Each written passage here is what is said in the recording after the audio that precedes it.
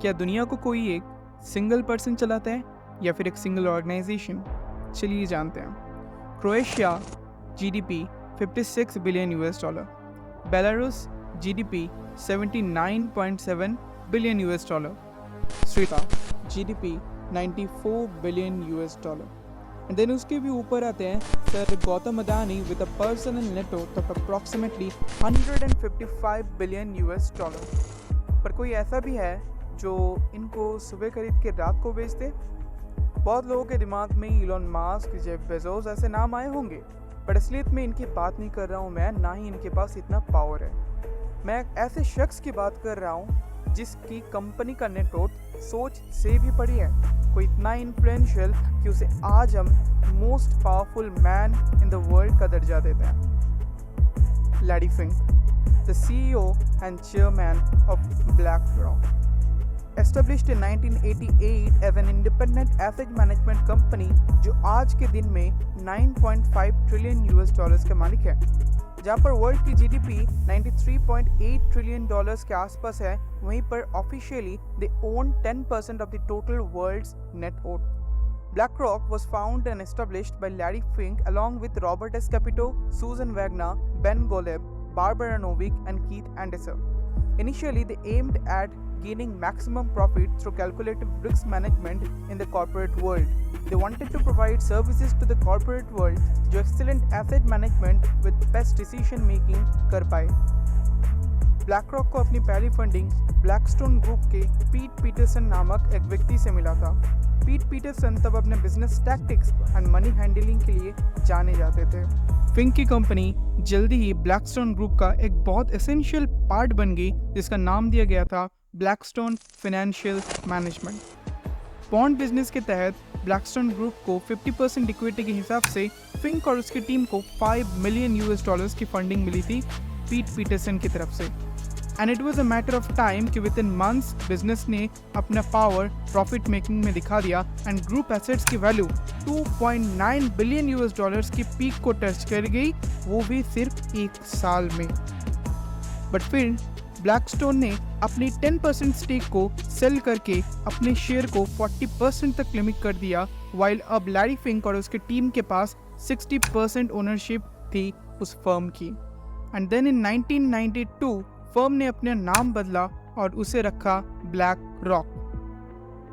1992 के एंड तक ये कंपनी 17 बिलियन यूएस डॉलर्स के एसेट मैनेज कर रहे थे, बट यही आंकड़े 1994 तक 53 बिलियन यूएस डॉलर्स तक पहुंच गए।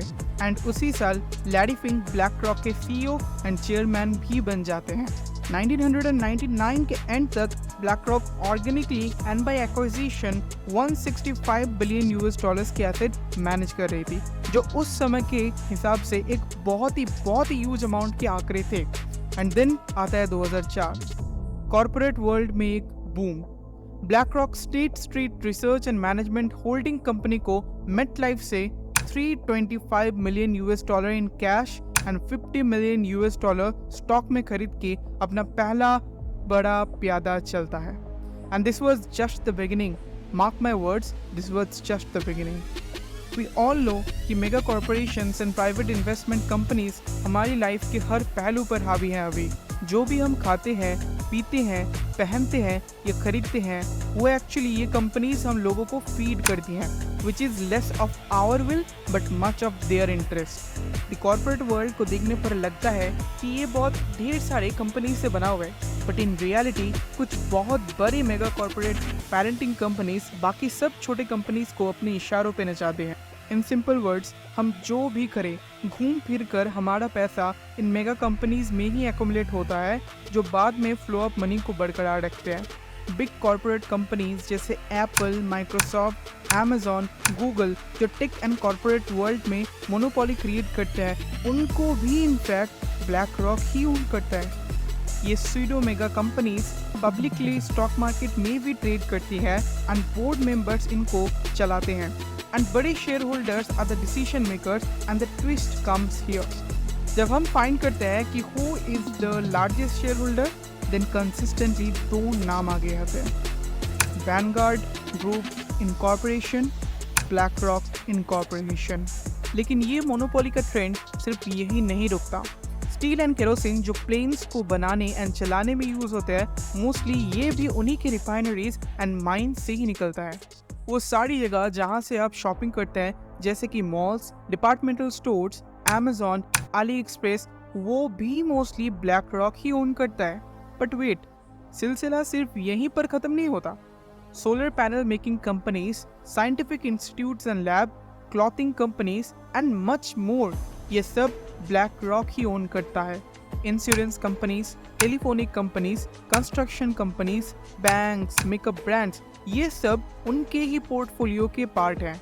आप कोई भी कंपनी सर्च कीजिए, आपको उनके टॉप इंस्टीट्यूशनल इन्वेस्टर में ब्लैक रॉक टॉप 10 में नंबर 1 पे ही मिलेगा, क्योंकि ऑफिशियली ये 10% net worth of the world own करते हैं। इसीलिए गवर्नमेंट का एक इनसेपरेबल पार्ट भी इनको कहा जाता है। Even federal reserve and central bank, किसी को भी अगर पैसे की ज़रूरत हो तो भी वो ब्लैक रॉक से ही मांगता है। अगर ये कंपनी एंड लैरी फिंक इतनी बड़ी पावर को होल्ड करती है, then why haven't we known about them? क्या ब्लैक रॉक को रियली प्रिंट पब्लिकेशन में फीचर होने का मौका मिलता है? हंसने की बात है ना। एक्चुअली ब्लैक रॉक अगर रोज चाहे तो वो रोज फीचर हो सकता है, but with great power comes great responsibilities. Black rock ये खुद चाहते हैं कि हमें उनके बारे में ज़्यादा पता ना चल पाए। Black rock currently own majority of the media houses. In reality ये दुनिया के एक मेजर हिस्से के मालिक होने की वजह से कॉन्फ्लिक्ट्स एंड स्कैंडल्स होने के चांस बहुत ज़्यादा बढ़ जाते हैं। ब्लैक रॉक पहली ऐसी कंपनी बनी जिसको कि चाइना के अंदर म्यूचुअल फंड्स में इन्वेस्ट करने का मौका मिला, जिसका सीधा सीधा ये मतलब निकल के आता है कि now Black Rock also owns Chinese company. Black Rock का डेटाबेस इतना बड़ा है कि उसके सामने टिकटॉक, फेसबुक, इंस्टाग्राम इस तरह के ऐप्स भी छोटे पड़ जाते हैं। उन्हें हमारे बारे में सब पता होता है, हमारी बैंक अकाउंट डिटेल्स, हमारी taste and even personal choice तक, एंड वो इस डेटा के साथ कुछ भी कर सकते हैं। With growing investment of black rock in China के स्टॉक मार्केट का वॉल्यूम धीरे धीरे बहुत बढ़ता जाता है।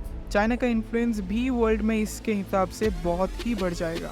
करेंटली ब्लैक रॉक वर्ल्ड के एक बहुत बड़े पोर्शन को ओन करता है एंड इनकी पावर दिन ब दिन बढ़ती ही जाएगी।